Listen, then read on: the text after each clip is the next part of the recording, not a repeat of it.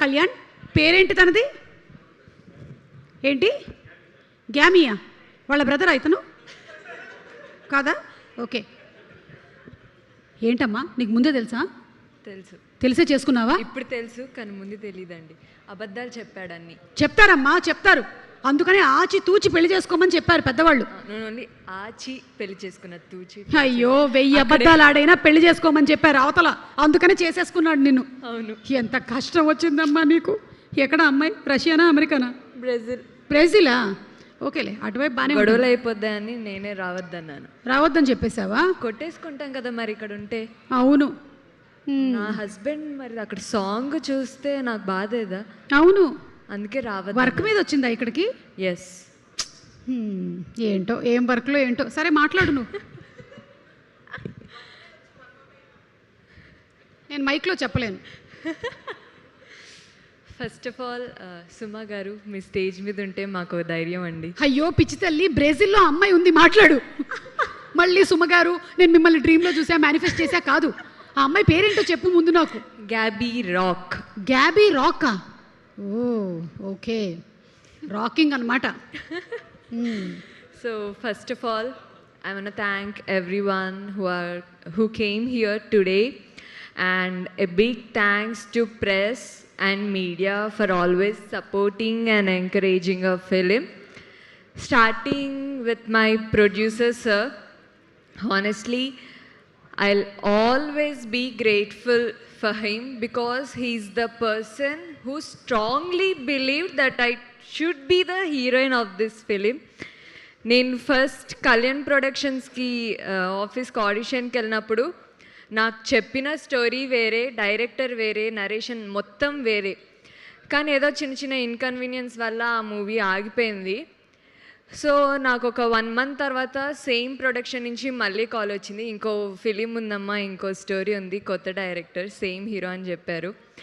కానీ వీరు సార్ ఎక్కడో ఆలోచించారనుకుంటా ఈ అమ్మాయిని పెట్టాలా వద్దా ఈ సినిమాలో అని. కానీ మా ప్రొడ్యూసర్ సార్ మాత్రం అందరికన్నా స్టాండ్ తీసుకున్నారు. తెలుగు అమ్మాయి, మంచి టాలెంటెడ్ అమ్మాయి, మనమే సపోర్ట్ చేయాలనేసి నన్ను ఎంకరేజ్ చేసి ఈ మూవీలో నన్ను హీరోయిన్గా పెట్టుకున్నందుకు చాలా చాలా చాలా థ్యాంక్ యూ సార్.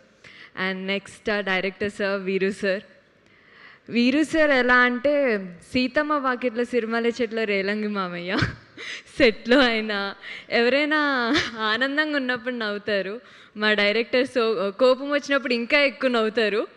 చాలా patience, calm, composed person. Sir మీ దగ్గర నుంచి నేను చాలా నేర్చుకున్నాను. And thank you so much for this opportunity, and thank you for supporting me throughout this journey.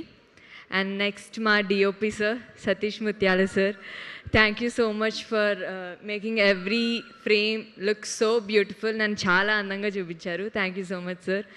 And మా మ్యూజిక్ డైరెక్టర్ సార్, మీ మ్యూజిక్, మీ సాంగ్స్, మీ బ్యాక్గ్రౌండ్ స్కోర్ మా పురుష మూవీకి ఎక్కువ లైఫ్ ఎమోషన్ ఇచ్చారు. అండ్ మా art director sir Ravi sir, thank you so much. And everyone మా మూవీలో అందరూ, ఒక మేకప్ నుంచి, కాస్ట్యూమ్ నుంచి, ఆర్ట్ టెక్నీషియన్, అసిస్టెంట్ డైరెక్టర్స్ అందరికీ thank you so much. Please pardon me if I miss someone's name.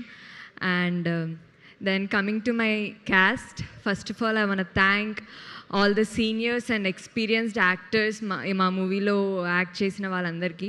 Saptagiri సార్కి, రాజ్ కుమార్ సార్కి, వెనల్ కిషోర్ గారికి, వీటీవీ గణేష్ గారికి, అందరికీ చాలా థ్యాంక్స్ అండి.